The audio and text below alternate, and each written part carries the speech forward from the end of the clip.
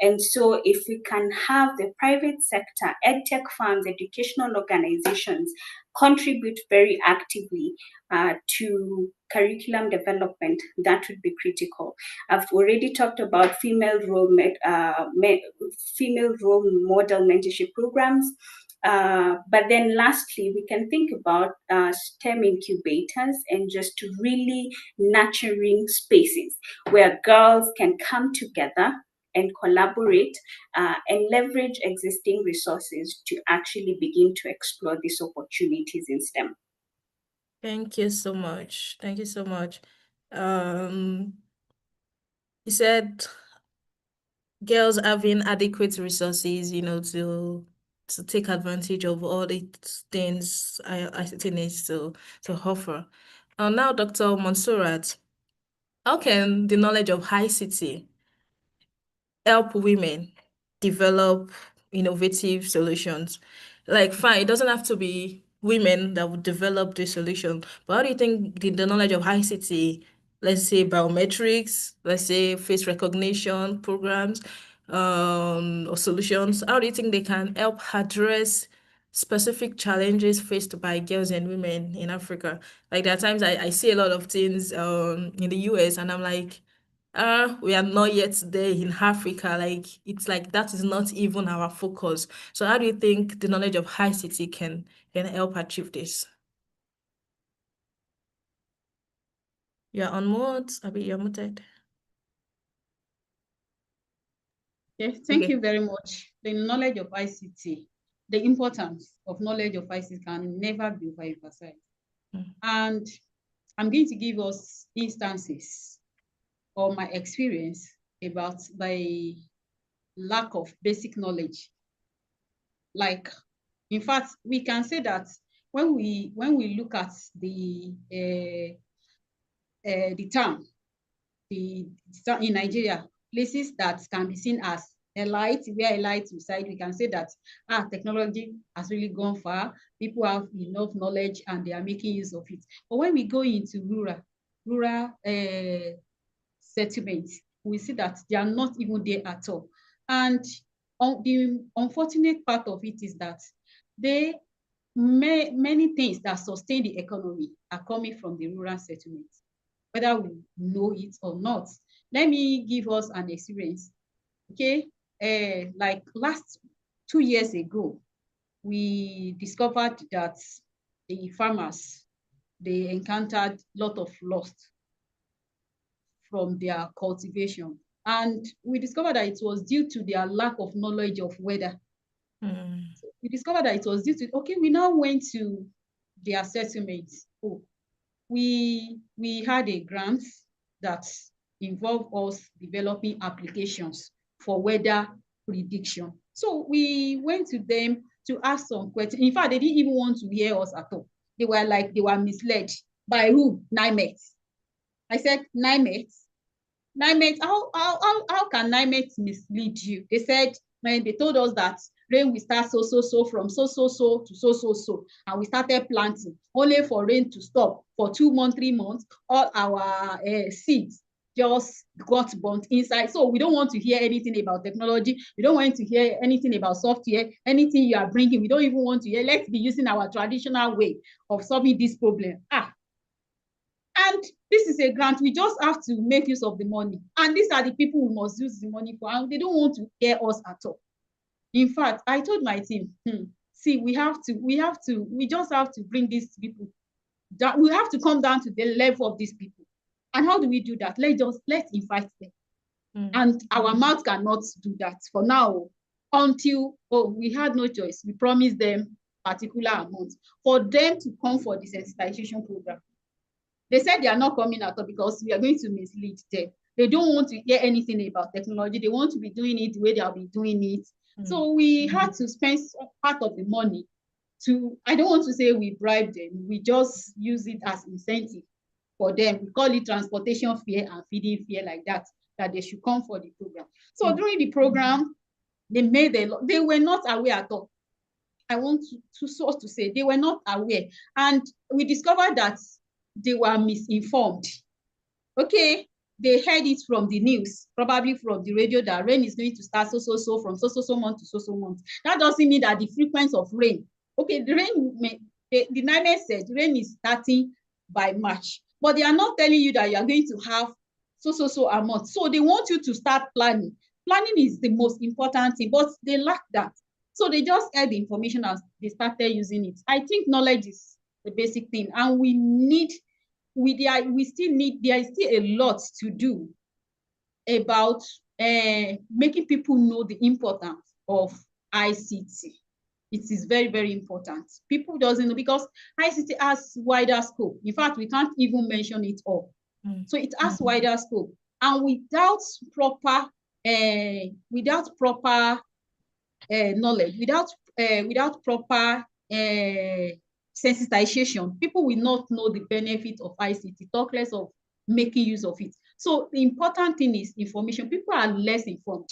Even those that are using gadgets, these gadgets people are carrying, most of them are underutilizing it, and they don't know because they lack the knowledge. In fact, some of the users are holding these gadgets, but they are not even using it at all. So I think the most important thing is something like what we're doing now, and an advanced level, we need to sensitize people. Look at what we're doing now. I just noticed that it is now being streamed on the YouTube. This is very nice, so that many people can have opportunity to be sensitized, to listen to what we're doing presently and gain one or two things. So information is the key. And that is what we are lacking in ICT. People are not really informed. Thank you very much. Thank you so much. So this is coming again, like Shion said, there's a restriction. People are skeptical of accepting ICT, and the skepticism is because of their lack of information, or of the misinformation that is occurring. So I hope all attendees are like taking notes of all of this point. And Sean, do you want to say something to this? Okay. I hope all attendees are taking. So it's like, I'm just saying, like, we are still like so far. So far, because if the people you are bringing the technology to, they're like, no, let's stick to our traditional ways, then we have a lot of work to do. But I guess the only thing we can keep doing is for these young minds. I do tell myself in conversations, I'm like, Nigerian, for instance, we are very cultural. We're very cultural. Let me use my father, for instance. My father is a Yoruba man, and there are some things that he would do the Yoruba way. And that thing is what is right, because it is the Yoruba way. So if somebody now comes from America, my dad is educated, I'm just using that as an instance. So if someone now comes from America and say, I know you can't do this thing, you will say, are you kidding me? I'm just like using this as an instance. So what I'm just trying to say is harder to change people who have been like really doing this for a long time and it has worked for them, than than um than young minds whose whose whose whose brain is not so much tabula rasa, but they are open to new ideas, they are open to innovations, and they just want to explore. They just want to explore. So as I'm doing for these older people, as I'm doing for these adults, let's also focus on young girls. Let's focus on the upcoming generation, the current generation. So they don't also I'm not saying the traditional ways are bad, but then there could be a better way of doing things. And I think this is just what we have to keep preaching till we get the change we want. Okay, thank you so much for that, Dr. Balogun. Now back to Inem. When you started, in answer to the general question, you were like, oh, girls should learn skills like hairdressing. I think it's hairdressing, I remembered, and other like handy skills, tailoring, stuffs like that. And all of these skills, they are not as simple as we think they are. they like in my life, I've learned a lot of things. I've learned a lot of things in my life that because I just want to be this all-rounded girl. I don't even if I'm what they say now, jack of all trades, master of none. Even if I'm not master, I don't mind. I just want to have I I just I just want to, I just want to have knowledge so that when I need it, I wouldn't be ignorant of it, or I wouldn't like need to be asking people for it, and I can do it myself. So for hairdressing, I would look at people. For tailoring, I learned tailoring, even though I'm not master of tailoring. I learned bead making, all of those things, like in case I need it in the future, and it's helping me now in the US, where to maybe do 5 cornrows, you could pay like $50 and all of that. And I make my hair myself, I make my daughter's hair, I make people's hair here. So all of these skills, which we think they're simple, but are actually complex. So how do we, transpose, how do we adopt ideas like from all of these into real life software, engineering scenarios in ways that will make STEM education, that will make STEM careers like, I don't want to say easy, but that will decomplexify it, that will simplify it, yes, that will simplify it, and to attract these girls and young women to say this thing is not actually hazardous. Maybe you know how to make it. See, the way you can do this is the way you can also do this. So that's my question.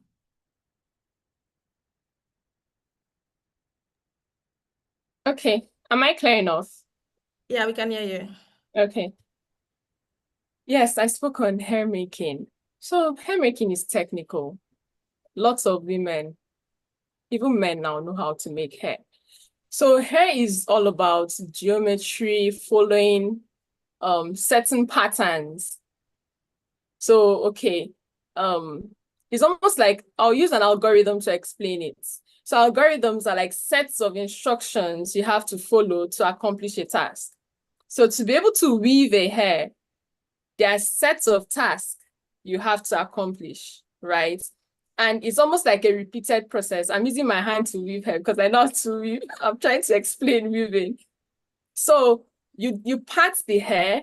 By the time you move one maybe to the other side, you move the other one to the other side. So it's a repeated process until you reach maybe a base or maybe the tip, and then you stop. So that's almost like recursion in computer science, right? Recursion is doing a process, continuing, you keep calling that process until a condition is met. That's recursion in computer science. You're braiding hair, you keep braiding until the hair is done. You're following a pattern. So STEM, software engineering, is not so, we shouldn't mystify it.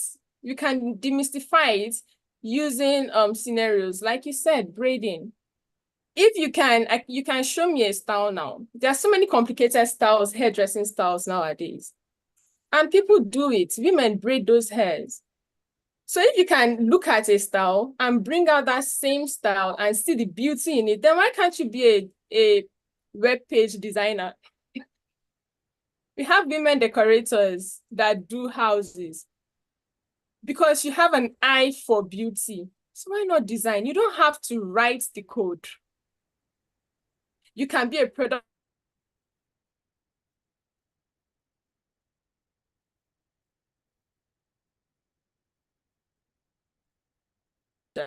So we should demystify when we hear being, it seems so male centered. You froze for a while. Could you just backtrack? Okay, I don't know where last you heard me.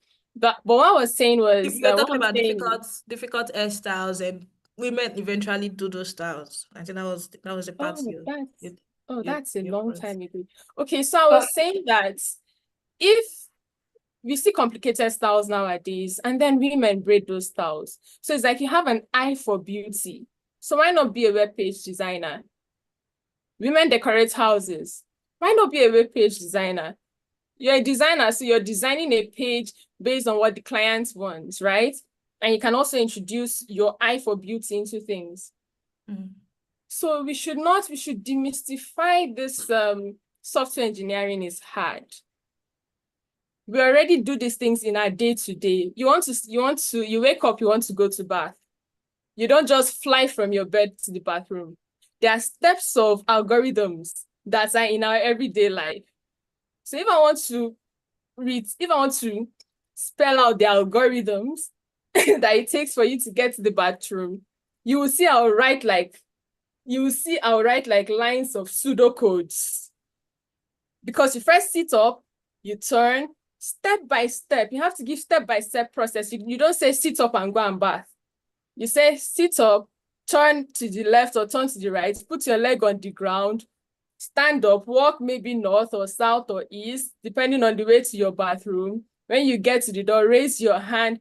So this thing is in our day-to-day. So it's technical, but we can learn it. It's something we can do. I just hope my time is not because now that I'm explaining the engineering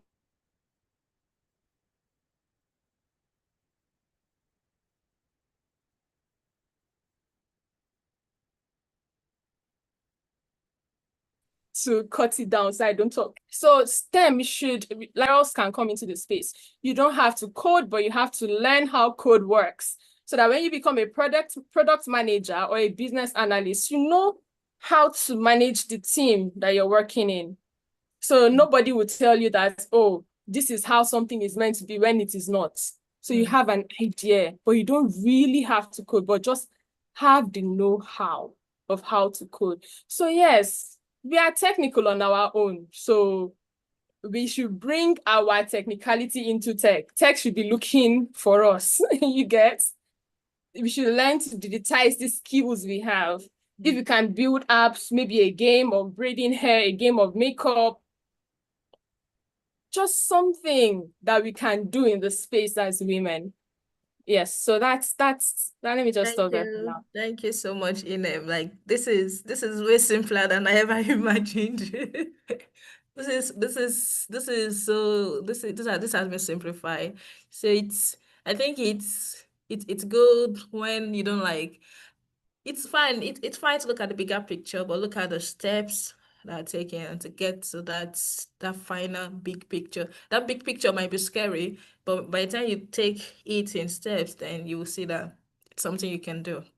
So now to share, what are some best practices that over the years that you've been working on in the information management space that you've discovered that helps in reducing operational costs while improving, end user experiences, especially for startups and other organizations that that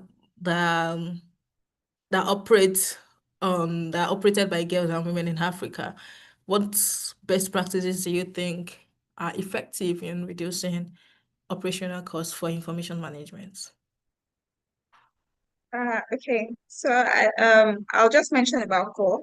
So the first one is actually open source. So for organizations that are startups that are also looking to, do something on their own, and for small organizations trying to just scale, you could leverage open source platforms, because that way you don't have to start building a lot of things from scratch. You just have something more like a plug and play system, and that simplifies your process for you to an extent. And then leverage partnerships. So there, for instance, I remember there was a time Help Mom was looking at doing something with a community that trained women to, train women in security related, in tech related courses, in partnership with what we currently do. So they needed, the women we have in our own database, and, being able to just use what they do to now train them to take more courses and all of that. So I think good partnerships also help.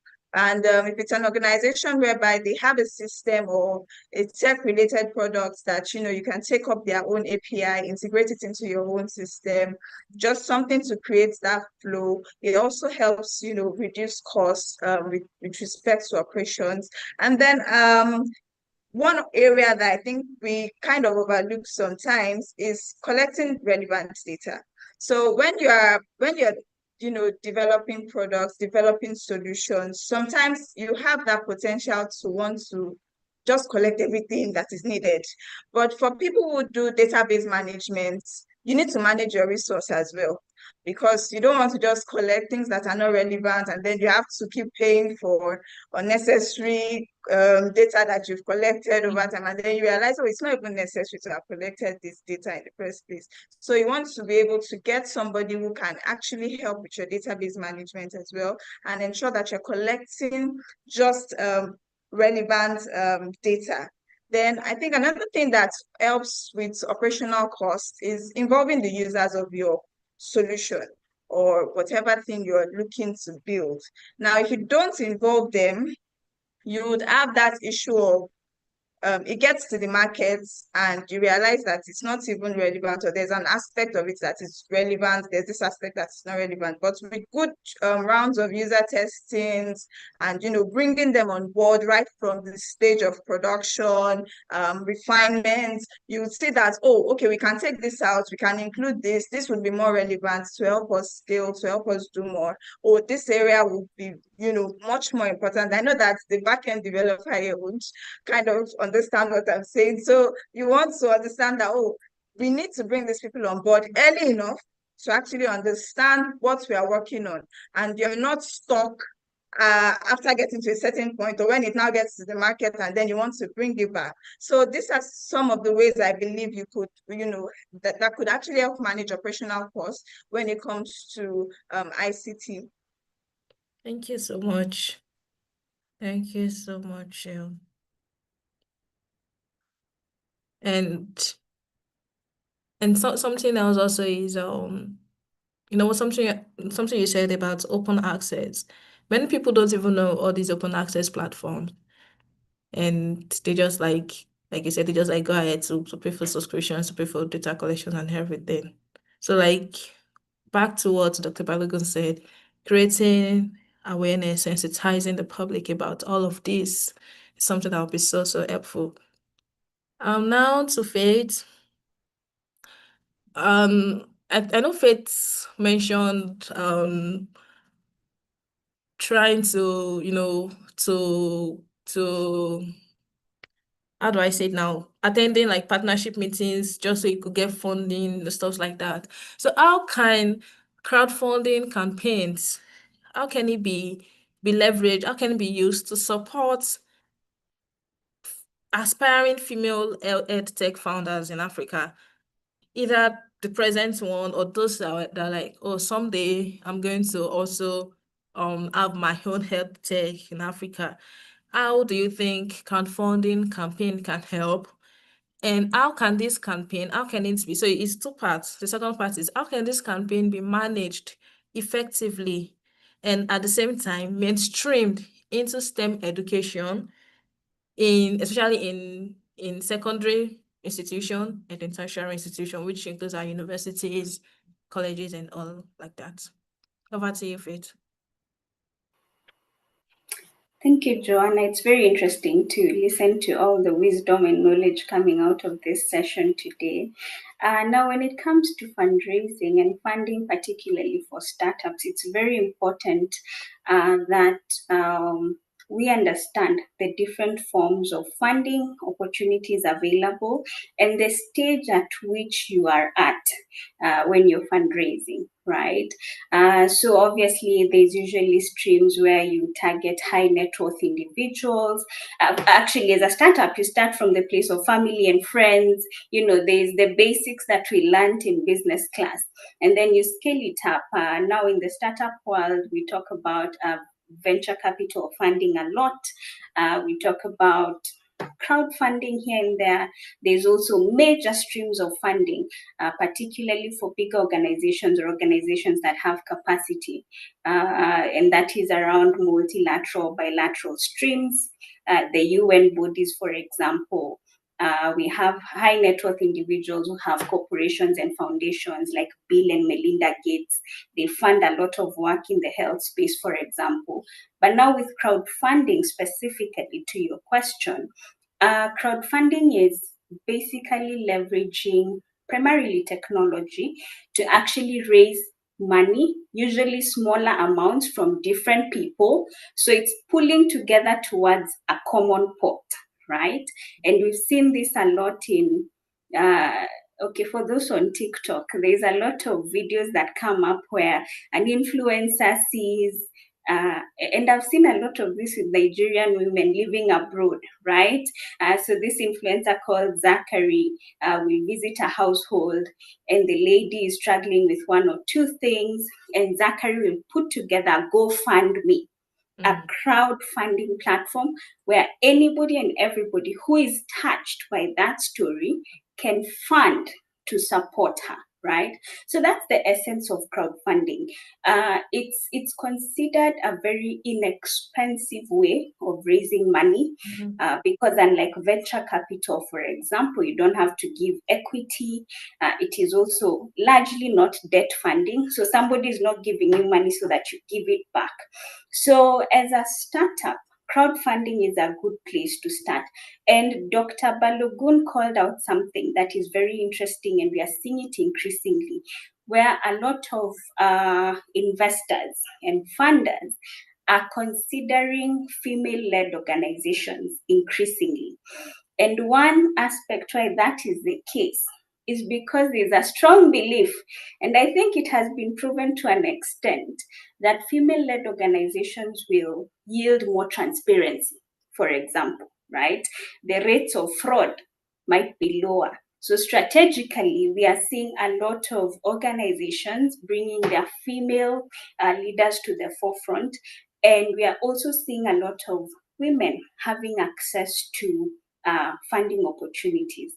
Now, with regard to crowdfunding, what are some of the things you want to really consider for you to run a successful campaign? Number one, have a compelling story that highlights your journey, that highlights why you're doing what you're doing, and the impact that could be derived from the work that you're doing, or the impact that you have realized.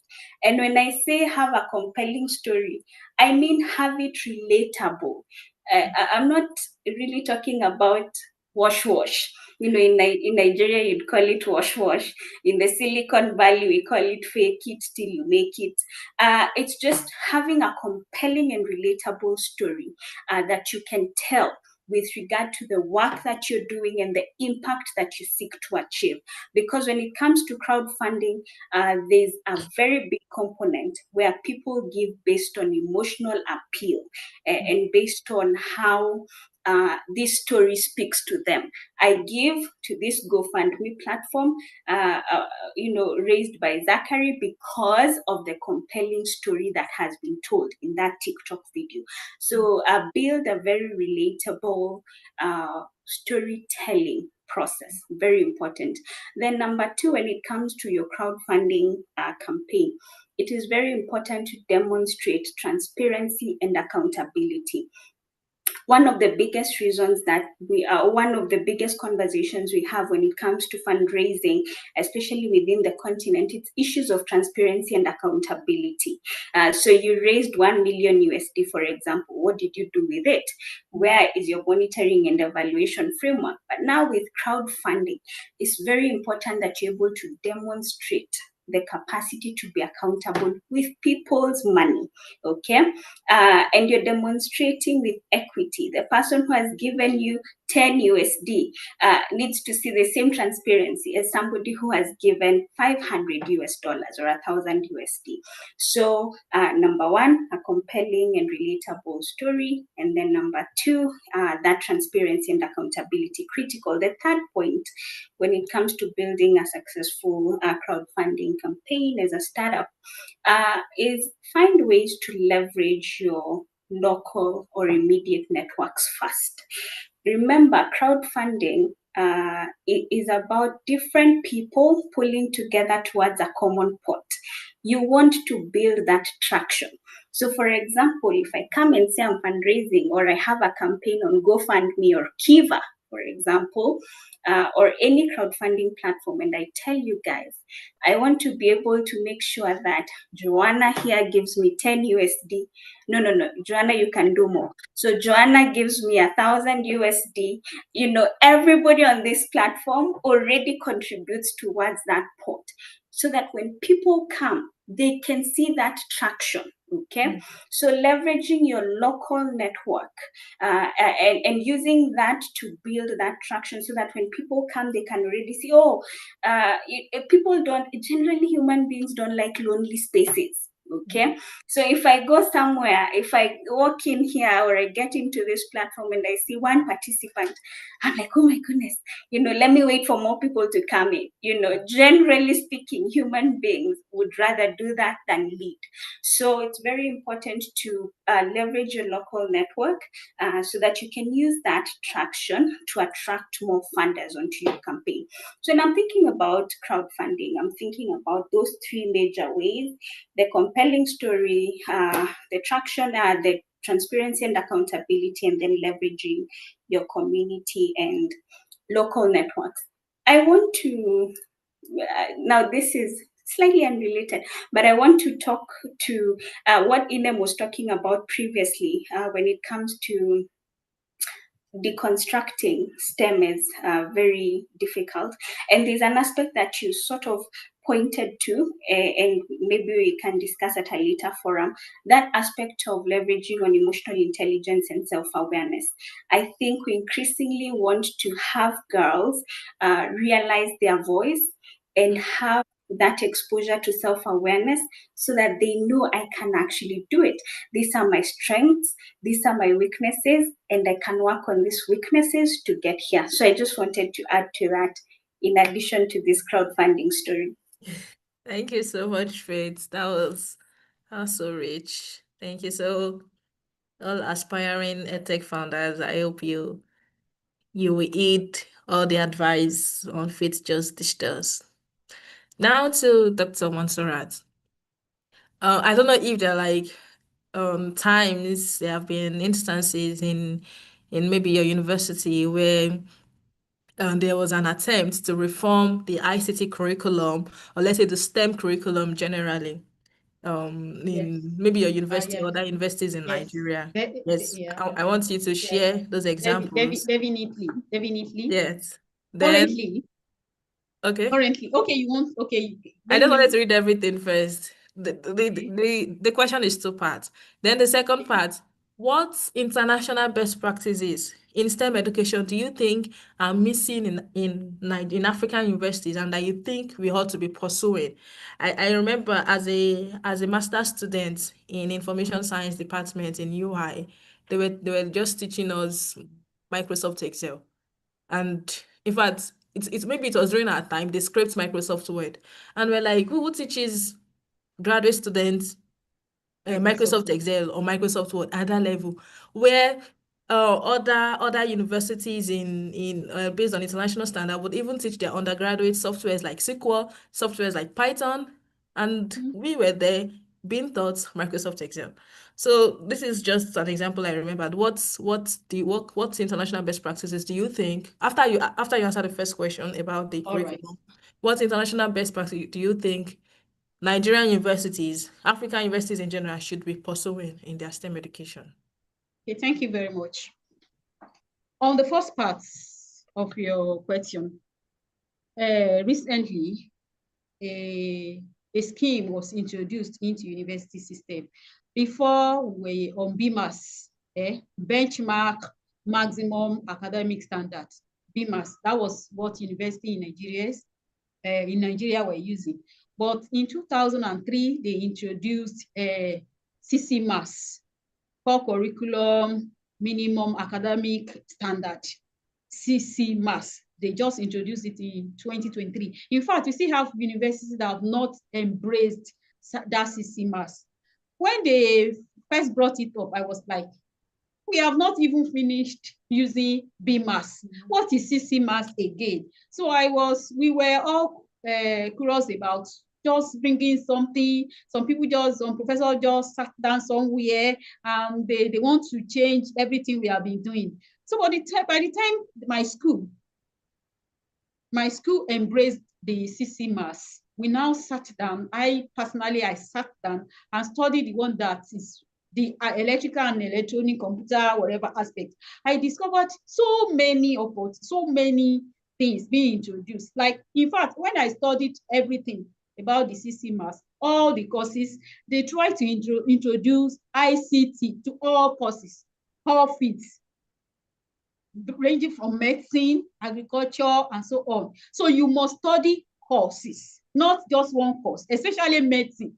For instance, you must study courses in ICT, because the whole world is talking about AI. We are talking about machine learning. There are so many things that can be done with our algorithms. Yeah. Like, okay, gone are those days that doctors they want to perform operation and they will just start cutting the patients. There is what we call simulation now. They can take the image. We have image processing. That's an aspect of ICT too. We have image processing. That scan, or what do we call it, doctor? What do we call it? Scan or that, whatever. They take picture and fed it into algorithm. The algorithm will perform the operation, dissect the image. Then it is that simulation that they will now take to the theater. They will be watching the simulation. The simulation will be training them or leading them to where the actual place. Probably they want to remove a bad organ from the body system. The simulation will take them to exact place where that thing is, and they will be able to dissect the exact part of the body. Instead of going wrong, they will definitely get it right with the fact that the image has been simulated before they now go into real operation. So that means ICT cross across all fields, and with the CCMAS that the NUC just introduced, we still have so many universities that doesn't embrace CCMAS. Whereas that CCMAS is very important, because I've seen so many benefits. So because in fact, CCMAS make it really possible for a student that is studying, during our own day, they will just, okay, we are studying engineering. For instance, I'm studying mechanical engineering, not until 300 level. I will not be introduced to any mechanical related, whatever. I'll just be doing science, whatever, 200 level. But we see CMAS now, the 100 level, you will be introduced to you will be duly introduced to the course you are studying right from your first year. So that's one aspect of where the ICT is. So in fact, all courses, you have to study ICT related courses. In fact, it might be more than one time. Like you are going to have like 2 or 3 courses that will be ICT related. So that is area where the academic is being really involved in ICT. To the other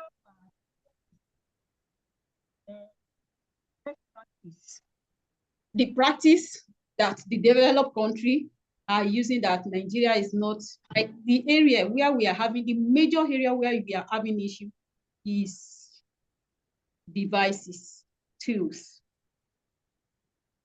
Like you said, when you were doing your master's, they were busy teaching you how to use Microsoft Excel. When we have all programming languages, as in fact, languages that are very simple, that they can introduce to you, and that will serve as a turning point in your life. So as a computer, whatever, you are studying computer science and they are busy at master's level teaching you how to use Microsoft Excel. That's very funny anyway. But I think the major thing is lack of facilities in our institution. Lack of facilities. So we see people, we have research, we have researchers in Nigeria, we have people that are very fast in knowledge, but the resources, the facility is not there. Let's be sincere to ourselves. And that is why they are busy shouting Nigeria education is not this, it's not that. We are not bad, but the government or individual, we need to work on the provision of facility in the university. I have to be honest with us. So lack of facility is what is actually, like myself now. Okay, I had an experience. Let me share my recent 2 days experience with us. Okay, a lecturer in the Department of Mechanical Engineering in my school sent students out that if you don't have, there is a particular course that it involves graphics, engineering graphics. So if you don't have, the lecturer insisted that if you don't have computer, you must not attend the class at all. I had to call the students. As the exam officer, the students informed me that they were sent out of class because they don't have computer. I was like, how can you do that? Are we not, as the students, have they not paid their school fee? They have paid their school fee. And the part of facility that the school is supposed to provide for the student is computer. They are supposed to provide computer. If the school is not providing computer, you don't have any right to deny the student lecture.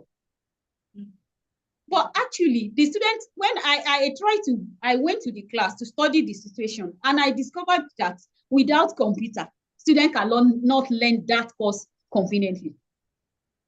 But to be sincere to ourselves, not all students in Nigeria can afford a computer. Not all students, to be sincere to ourselves.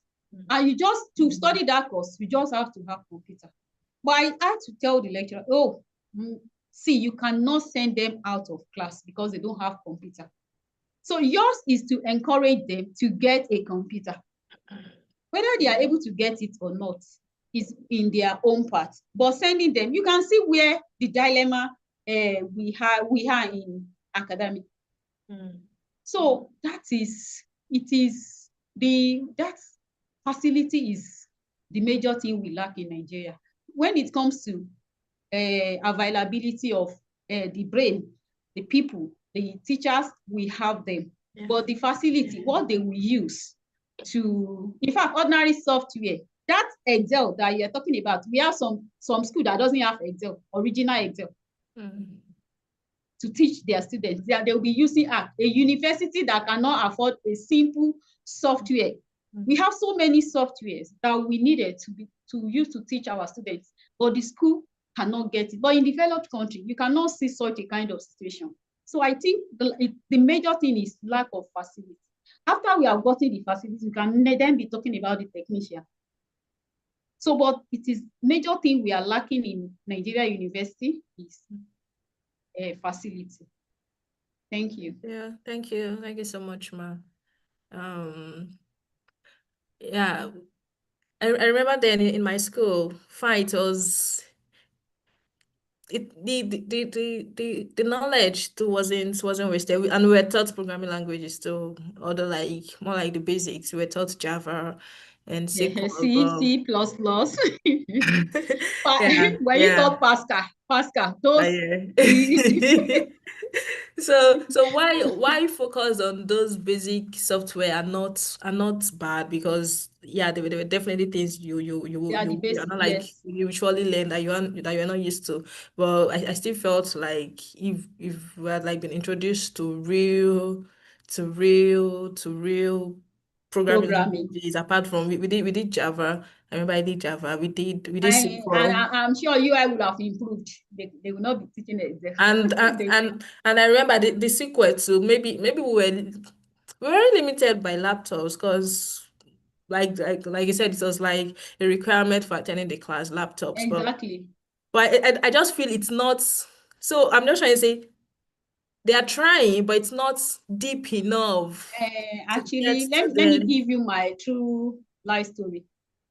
I am a computer engineer, but I actually wanted to study computer science. But because I couldn't afford computer then. And I thought computer science is all about programming. So I had to opt for computer engineering so that the requirement, the need to write code will be reduced. However, I usually help the computer scientists to write their codes. Then I ended up helping them in writing codes. But even with what we now have around us now, and most of my courses I take in my school are programming related courses. And I used to encourage my students to use their Android phones. So that makes, but during my home time, when I was in undergraduate, there was no Android phone. So we couldn't program unless we have our computer. So about like now, I used to encourage them. In fact, I encourage them to use their, almost all of them can afford a Techno or Intel or whatever, any phone. So you can actually install compiler on your Android phone, and you can be programming using your Android phone. So this thing I'm holding has actually helped students that are studying ICT related courses. If you cannot afford computer, at least you have your Android phone and you can program. If you are patient enough, I used to tell them that, oh, you can even write your final year project. You can write a thesis using your Android phone. That's if you are patient enough. So with the advent or with the availability of this Android phone,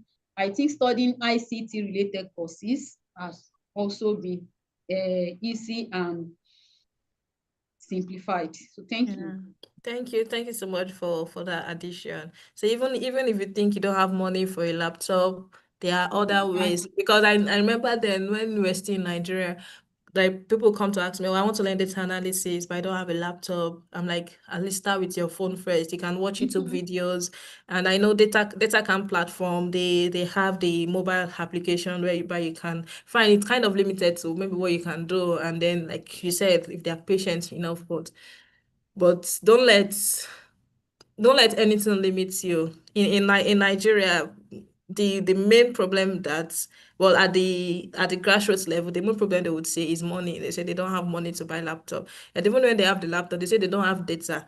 And even when they have data, they say there's no light. There's no light. So please see beyond all these limitations. See beyond all these limitations. Whatever you think you can get to get to that place you want to, please get there. Please get there. And also like inform others. I'm not saying go and ask people for money or beg people for money, but if you have like an uncle or you have like an auntie that you know they are doing well, you could tell them your goals and tell them what you need to achieve those goals. So by talking, many people they want to help people, but they don't know how serious people are, and they don't want to like waste their investment on people. So when you say you are limited in all of these things, try to speak to people and do whatever you can to go beyond that limitation, and the sky would be your starting point.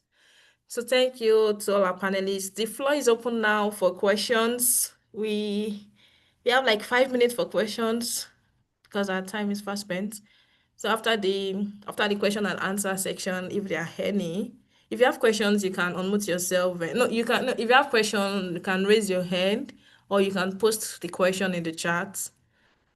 Then I would read your question, or I'll call on you to ask it.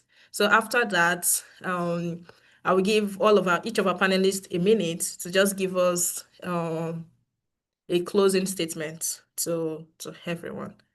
So questions. You can.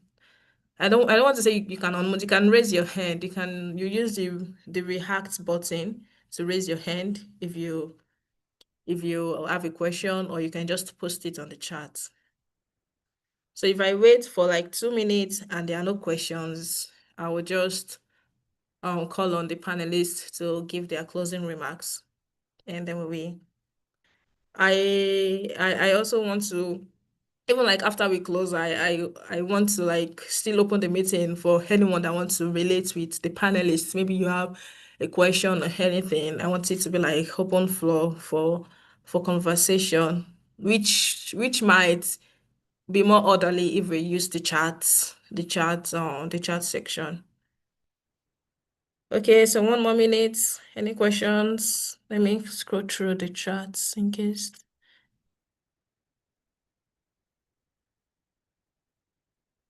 Okay.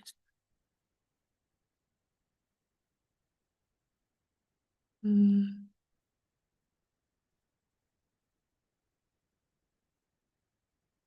So with everything that has been said, no one asks, no one have any question. No one is asking questions. Oh, okay. There's one from Chinyere here.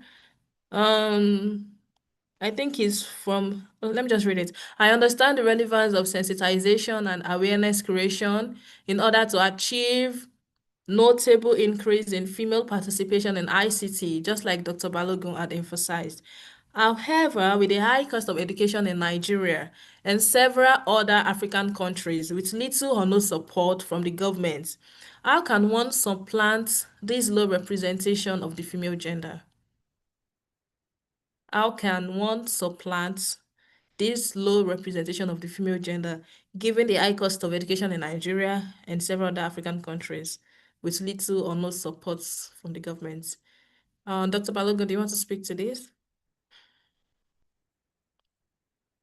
And I think you have even kind of even answered it, because you're like, even the government wants females to be involved Yes, in all of these even things. like there's an adage that says if education is expensive, try ignorance. Try ignorance. Please, education in Nigeria is not expensive Not. at all compared to what they are spending to study in developed country. It's not. Yes, even in some Africa countries, education in Nigeria is very, very cheap. So I don't want to agree that education in Nigeria is expensive. However, fingers are not equal. Fingers are not equal. So, but there are so many, if you cannot, like, education in Nigeria is of different grade and standard. You cannot afford going to a university, you can go to polytechnic. You cannot afford going to polytechnic, you can go to college of education. If you cannot afford all those, we have different centers that giving people knowledge, not about the certificates, it's about the knowledge. Because okay, we are all aware that no job, yes, but there are jobs. There are jobs that can be done by yourself. Like Ime mentioned, acquiring all these tailoring, whatever. These are knowledge, and the what ICT can do to help you. If you are a tailor, what you can do with ICT in your tailoring. Yes. So you can have, after you have made your clothes, you can actually advertise online. And people, in fact, I have discovered that people will just try to get a mini shop just to be doing their video, whatever, streaming their whatever they are selling, put it online. You don't need something elaborate to do your business, and that is because of ICT. So but for you to be able to do all these things, you need knowledge. And it's not until when you go to university or when you go to, we have different kind of platforms where you can learn one or two things. And you shouldn't, it's important, like I said the other time, if education is expensive, try ignorance. You have to learn. You have to spend on yourself. Yes, no matter how small, you have to invest in yourself so that you can reap the fruit of your investment. So it's important. Don't just be saying that this, I cannot achieve this because of this. I told us that I didn't study computer science, or I don't have a certificate in computer science because I cannot afford computer. So, but irrespective, I still wrote program for those in computer science while I'm studying computer engineering, my own computer engineering. So I will borrow, they will bring their computer. Those that can afford computer will bring their computers for me to help them to write their code. So they do their assignments. So that means it's determination. The first thing is your determination. You have to be determined. You have to be intentional about all these things. Nothing is cheap. If you are not spending money, you are going to spend your time. You are going to deny your loved ones some things for you to achieve your aims. So it's not about money alone. There are so many things involved when you are intentional about what you want to achieve. So no excuse. We know fingers are not equal, but with determination, endurance, and perseverance, you can achieve whatever you want to achieve. It can take you more time than required, but you are going to be there with your determination. Thank you very much. Thank you. Thank you so much. Sheon, you wanted to say something? Yes, I think just in addition to what Dr. Balogun said, which is very key, um, she already mentioned it though, using other platforms. So there are a lot of short boot camps, short courses available right now. And then even if you think, oh, some of them you have to actually pay for them, you could leverage mentorship like Faith and Inem already mentioned earlier. So just look for someone who is good or who is into that line of what you want to do and just shadow that person. Stay learning with that person. Oh, I think my boss is good with SQL. Oh, I think I want to learn from this person. Meet the person and just say, oh, even if it's just for you to give me tasks. Then there's something I always say, don't wait for the opportunity, create the opportunity yourself. Now, one thing I've always learned to do is that, for instance, I did library and information science, but I knew I wanted to do something in the line of tech. And I just thought, okay, there's cybersecurity. And I was like, oh, I do information handling and all of that. Why not bring in security? That way, bring in tech into it. What I did was, even while in the library, women will come and say, oh, sure, my WhatsApp was hacked too. And then because of the knowledge I had from short boot camps, I'll say, okay, don't worry, bring it. This is what you should not do. Use a PIN, use your two-factor authentication, do this, do that. And that way I was just building myself, taking more courses in that area, learning more, and still, putting myself in that space, even though I was doing something else. So don't wait for that opportunity to come. Just create it yourself. Once you have your goal defined, this is what I really want to do in the tech space. And I think I'm grateful for, I think young girls nowadays actually have this opportunity. I believe that one thing that maybe slowed me down a bit was not getting mentorship, you understand, in time.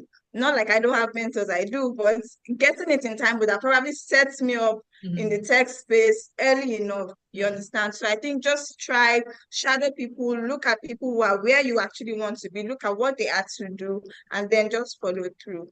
Yeah. Thank you so much. Thank you so much. I hope everyone benefited from what Shion said, from what Dr. Balogun said. So now I'm just going to go around through the panelists again.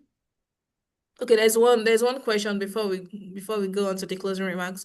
How do parents prepare their female children towards STEM and mentorship? Faith, I think you should answer this. How do parents prepare their female children towards STEM and mentorship? That's a very interesting one, and I think it may vary across different markets or across different contexts. But in my experience, what I have seen is that parents who encourage their girls to go into STEM have a considerable level of exposure. They understand some of these careers. If I just do a quick check around some of my friends who are in tech and thriving in that space, you find that maybe they have an uncle who's a doctor or a father who has some bit of exposure when it comes to that. We are actually, in Kenya specifically, we are in an interesting time because we changed curricula to what we call the competency-based curriculum, which basically emphasizes that learners or students should build certain competencies around 21st century life skills as they go across the journey of education, foundational education, primary and secondary. But what is most interesting is that this year we are going to have the first cohort of grade 9 learners who are transitioning to grade 10, and they have to choose a pathway. So this pathway is going to be either in STEM, social sciences, or sports and arts. And whatever they choose now, they have to follow through all the way to university. And we're having very interesting conversations because this is 13, 14-year-old who has to make a lifelong decision, so to speak, right now. And so when it comes to parents encouraging their girls, what we have seen is perhaps that the parents who do it have some form of information or some bit of exposure. The girls themselves also have some bit of exposure and know that for myself, I really want to pursue computer science, for example. Maybe I'd be curious to learn how Dr. Balogun got to that place where she knew she wanted to pursue a career in tech very early on. So the parents either have some form of exposure, and so they're exposing their children, their girl children, to that, or they have biases. Biases in the sense that I did not make it as a doctor. Joanna, Inem, you have to be the one who lives my dream, you know? So we also have that category of parents who are wanting their girls or their children to live their dreams. It's a bit justified, but also difficult, you know, because the children have to live the dream of the parents. I did that myself. I did finance because my dad desired that. So, but in terms of deliberate effort in parents encouraging their girls to pursue STEM careers, especially in the continent, I still think there's a lot of opportunity for capacity building and informational session for parents, because we are still seeing very significant gaps when it comes to that very deliberate push for parents to allow their girls to pursue STEM. There's also the perception that STEM-related careers are more expensive to fund, perception and reality, right? So for you to pursue a degree in medicine, it's not the same as pursuing a degree in finance and accounting, for example. So there are those issues, but in terms of how they're supporting, I think largely from what I have seen, there's a level of exposure that builds a certain positive bias, which then translates to the children. Yeah. Thank you. Thank you so much, Faith. And with that, we end the question and answer section. Now, final thoughts. In 1 minute, what are your final thoughts to these lovely people before we close the panel? Okay, I've learned a lot from the panelists. I want to quickly speak to parents adopting, pushing their children or introducing tech to their children at an early age. I think it's something we can learn from the Indians. How do they do it? Because when I was transitioning into tech, I learned, I understood switch cases from a YouTube video of a not more than 12-year-old boy. So when did he start learning? So maybe we should even do research on how do these Indians do it, right? Asians in general. Asians, Indians, so we can adopt it or maybe even make it better.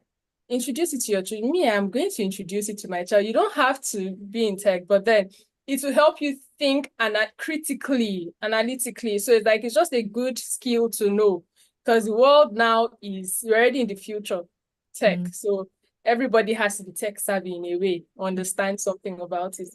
Then I would advise that instead of relying so much on external forces, what can these people do for you? Look to yourself. What can you do for yourself?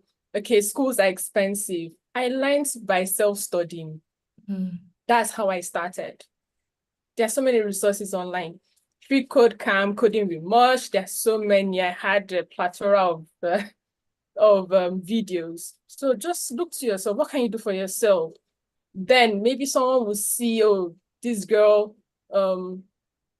has that drive. I can invest in you. So just start yourself and do something yourself. Yes. So that's all I have to say. Thank you. Thank you so much. Dr. Balogun, 1 minute advice.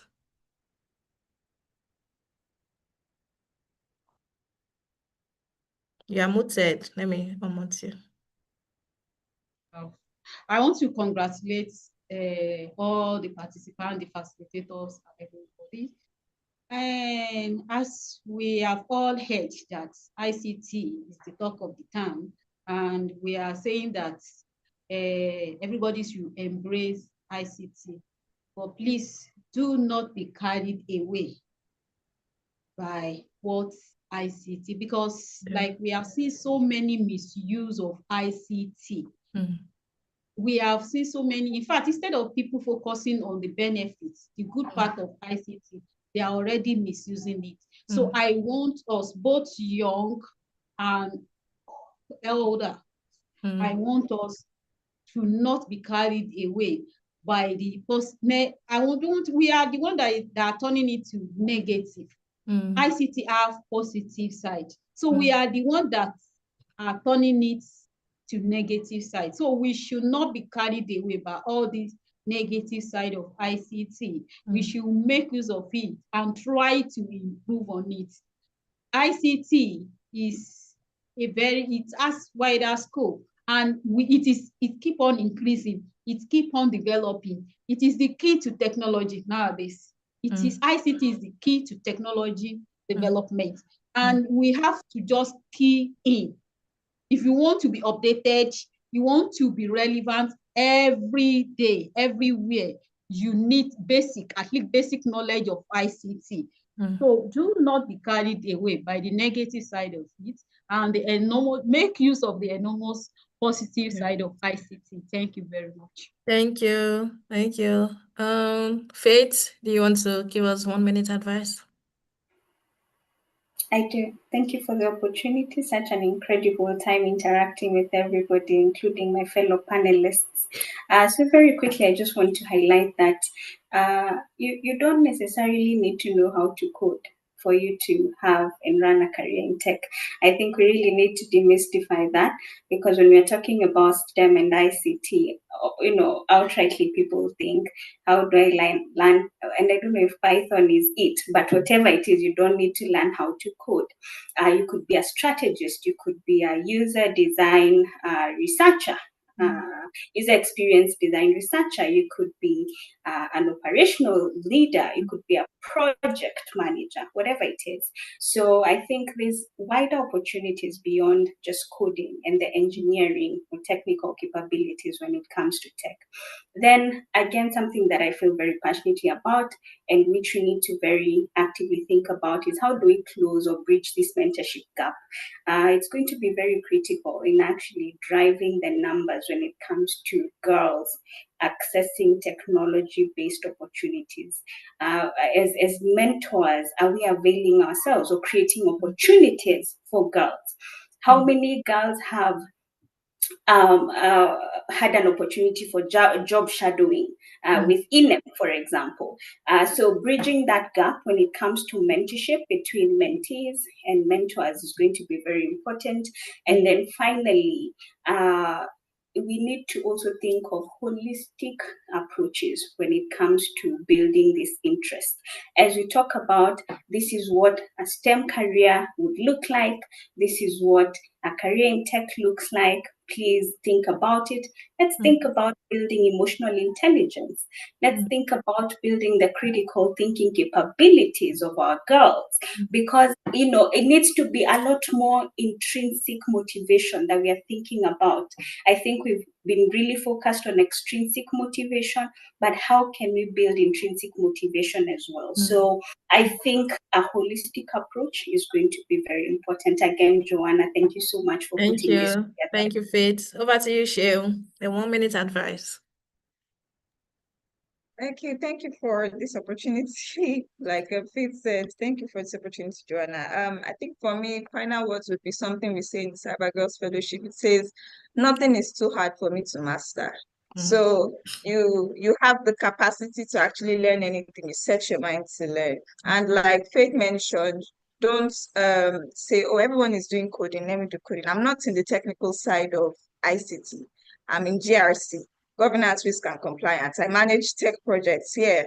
I'm not coding, basically. So don't let that limit you, and don't think, oh, it's ICT, I have to code. And I believe that this gender stereotyping we talk about actually starts with even your own mindset. So the moment you start to think, I can't do it, it's only for the boys, they are smarter, they can do it, they have that capacity, you already defeated the entire purpose. And I believe that we're all smart young ladies here, smart young girls here. And then finally, I'll just like to go back to what I said previously, leverage mentorship. I wish that's one thing I still wish came in early for me. Mentorship, like it goes a long way. You'll be surprised how much it goes. It's just that these days we have a lot of mentors who are not present, and you need to find a present mentor. So you have a mentor, but then they don't have your time.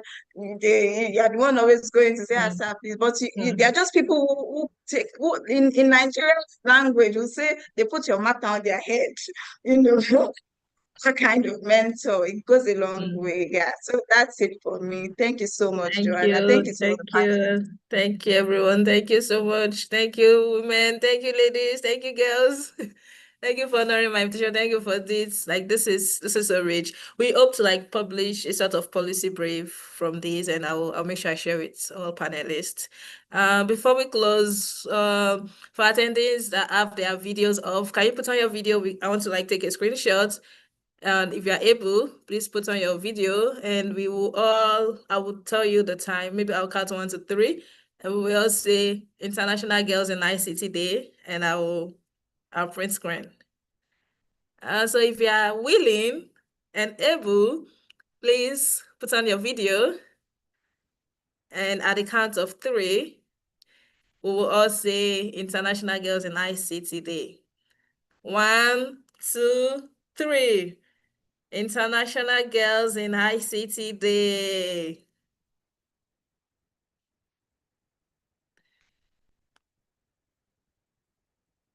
Okay, I took it. Thank you so much for coming. If anyone wants to meet with the panelists, please unmute yourself and feel free to speak or send them a chat. I can have this meeting open for like 2 minutes so I don't waste their time. But if you don't want to like wait behind to speak, you're free to leave. Thank you so much, everyone, once again.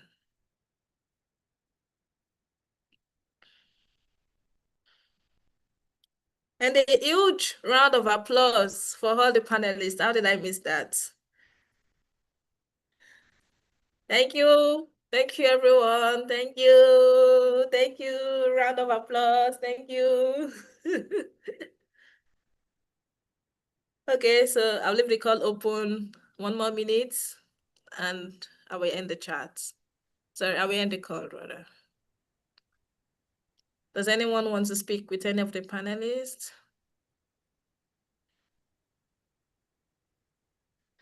Yeah, and all the LinkedIn profile have been dropped. Please try to connect with everyone. A lot of people left the call already, but I'm sure they got it.